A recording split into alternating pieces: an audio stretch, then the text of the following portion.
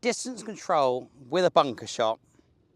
There are, again, as probably any technique that is mentioned about any area of game, there are a couple of thoughts that we can have. For me personally, I think it is easier to keep your sand entry point the same and change the length of the backswing to change the length of the shot. I know that you can potentially get slightly closer to the golf ball to reduce the interaction or the interference of sand in between club and golf ball. That is obviously going to transfer more energy to the golf ball for it to go further if there is less sand than if I'm taking a more sort of an entry point 2-3 inches behind the golf ball. Me personally, I would be quite worried about being that good at being able to hit it 1 inch, getting the distance to go the distance that I want it to, and maybe not catching it a little bit too cleanly and seeing the ball propel over the green. I would prefer to have that forgiveness, that room for error, where I can hit the sand 2-3 inches behind the golf ball. I know that I'm going to get the lift because of the bounce and because of the open face and because the sand is helping the ball to go up in the air, and then just trying to change the length of the shot with the length of the backswing.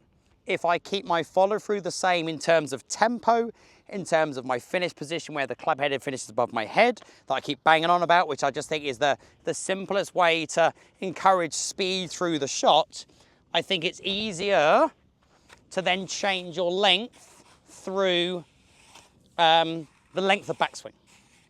So if I was going to do a couple of shots, again, put myself under a bit of pressure.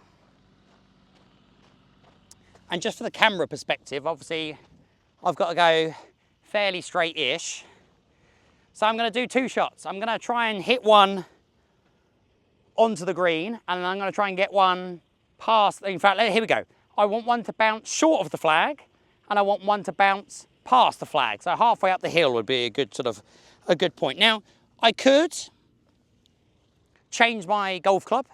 If the lip of the bunker allowed me to, I could maybe go to my next wedge, which is my 50 degree, if I needed it to go further and do the same swing, or I could go to my 60 degree and then hit that one. But again, you've got to be careful because of the bounce and what the sand is potentially going to do, because we do want to make sure that we're getting through the sand. If you're using a low bounce wedge with a lot of sand, then it's not going to get through the sand. So that's the one thing you have to be careful about. So I'm going to change the length of the backswing to change the distance of the shot. Entry point I'm going to keep the same. Tempo I'm going to keep the same. Follow through I'm going to keep the same. Right, come on Andy.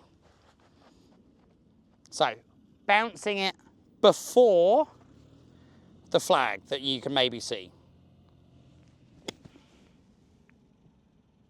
It did, it nearly bounced straight in the hole, but, oh, please go in.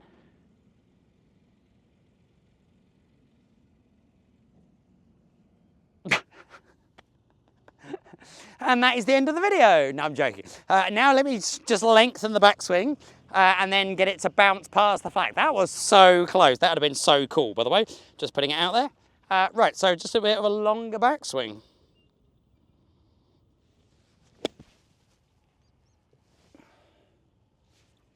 So, distance changed, length of backswing changed it, everything else remained the same.